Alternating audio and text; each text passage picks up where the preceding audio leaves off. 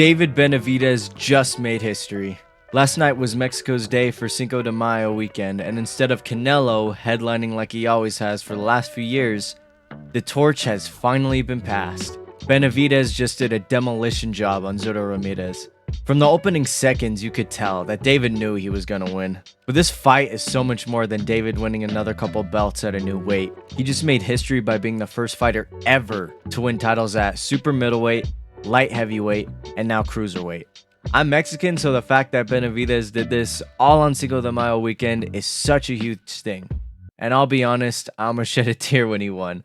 I was so excited. I was watching so intently. I was barely moving. I was so locked in. And when he finally got the stoppage, I felt like my throat get like, you know that feeling like when you're about to cry, just like that feeling in your throat, and like my eyes were getting all watery. It was crazy. This kid is only 29 and he already cemented himself in the Hall of Fame, in my opinion.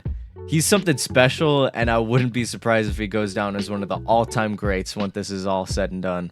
I think the only question we have now is, where does he go from here? Does he stay at the weight and unify with Opetaya? Does he move back to 175 and fight Bivol? Because technically he's still a champ at 175. Does he fight Canelo next?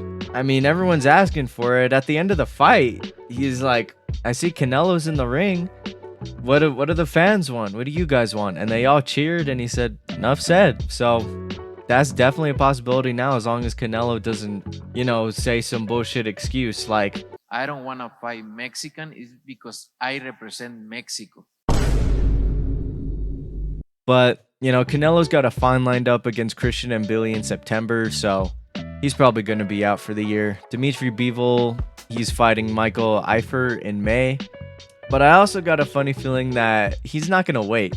He's going to want to fight in between his next one. So maybe a Joshua Buatsi or Willie Hutchinson if he goes back to light heavyweight. Maybe even Beterbiev.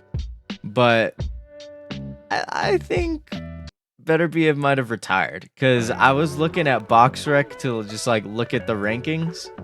And I do not see Beterbiev anywhere on the light heavyweight rankings. So he might be retired, but who knows?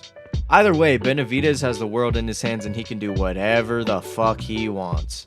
If he fights Canelo, then he's gonna be the A side. Sorry any of you Canelo Glazers, but you can bite me. Because Saul is most likely gonna see his first stoppage loss and maybe even retire. I don't think he's gonna get knocked out or even dropped, but I think they'll just call it from the amount of punishment he takes. David's something that Canelo has never seen before, and something that, dare I say, the sport of boxing has never seen before. A light heavyweight cruiserweight that can throw flurries like Sugar Ray Leonard. That's ridiculous. I will also say this before any massive controversy comes out. Yes, Benavidez landed an elbow or two, especially in the last exchange that ended the fight. However, they were not intentional. When you're throwing that many punches that fast, you gotta bring your arms back, you gotta recoil so you can throw another punch. And while he was doing that, while he was bringing his arm back, Zurdo was coming in and trying to clinch. I know a lot of people are gonna say, oh, but he hit an elbow on his right eye. No, he didn't.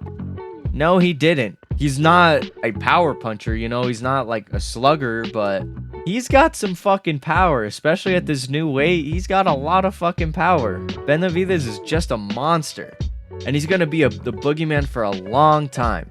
I just hope that he doesn't have a career similar to Triple G where he's so good and scary and he's stopping everyone and he's just this unstoppable force that people just avoid him and he never gets the credit that he deserves. Because Triple G should have been so much more than he was. Not out of any fault of his own, but because everyone avoided him. Everyone was scared to fight him because he was just that good. That's all I got to say about Benavidez. So I'll talk about Inoue versus Nakatani. Just a little bit. Nothing much to say. I believe Inoue is number one pound for pound after that fight. And it was a great fight. It was a little boring, but that's what happens when you get two extremely intelligent fighters who are great at what they do. And I'm in the small percentage when I say that Nakatani could have won this fight. He was way too timid to start off, and he showed Inoue way too much respect early on. As this fight went on, I think Nakatani was starting to win exchanges and even rounds. Had the fight gone 15 rounds, I think Nakatani could have gotten a draw or even a split decision in his favor. Regardless, it was a great fight, and Inoue deserves to be at the top of the pound for pound list because he's fighting real boxers who have real credit, and he's not facing the same 3 opponents that he's already decisively beat or knocked out, or some fighter from a completely different martial art who's borderline pushing 50. Anyways, that's my rant for today. I need to start uploading on this channel more because I love boxing and the sport is really starting to explode with some massive fights and great fighters. I'll be covering more and more as time goes on, but for now, this has been the Killer Bean. Thank you guys for watching, and I'll see you guys next time. Peace. And I'm in the small he was way too timid to start off, who have real credit and not facing the same fuck.